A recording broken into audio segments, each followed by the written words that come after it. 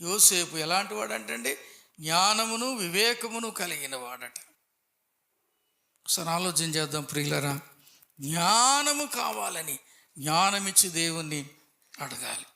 జ్ఞానము పొందుకోవటానికి జ్ఞానమైన దేవుని వాక్యమును చదవాలి. అందుకు ఇంకా మనం చూస్తాం 13:20 సామెతలు చదవండి.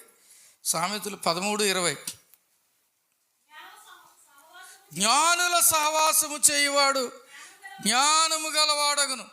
మన ఫ్రెండ్షిప్ కూడా జ్ఞానులతో చేయాలంట, జ్ఞానుల సహవాసం చేయాలంట. ఎవరు పడితే వాళ్ళతో తిరగకూడదు, ఎవరు పడితే వాళ్ళతో స్నేహం చేయకూడదు. పైకి బాగానే ఉంటారు కానీ వాళ్ళు మనల్ని ఎక్కడ నడిపిస్తారు? నాశనానికి నడిపిస్తారు.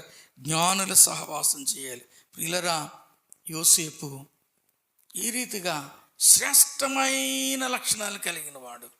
ఊరికినే యోసేపుకు యెహోవా తోడుగా లేడు. యోసేపుకు యెహోవా తోడుగా ఉండటానికి కారణం ఇలాంటి శ్రేష్టమైన లక్షణాలు కలిగిన వాడుగా, ఒక ప్రత్యేకమైన జీవితం కలిగిన వాడుగా, యోగ్యుడిగా తన జీవితాన్ని కొనసాగించుకున్నాడు. కాబట్టి ఒక సామాన్యమైన బానిస స్థితి నుండి ఆ దేశపు ప్రధాని స్థాయికి దేవుడు తీసుకొచ్చాడు. నీ జీవితంలో నువ్వు హెచ్చించబడాలనుకుంటున్నావా? ఆశీర్వాదం చూడాలనుకుంటున్నావా?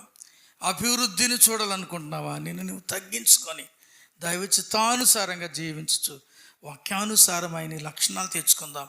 అలాగూ జీవించడానికి దేవుడు సదా మనందరికీ సహాయం చేయనుగాక. ఆమేన్.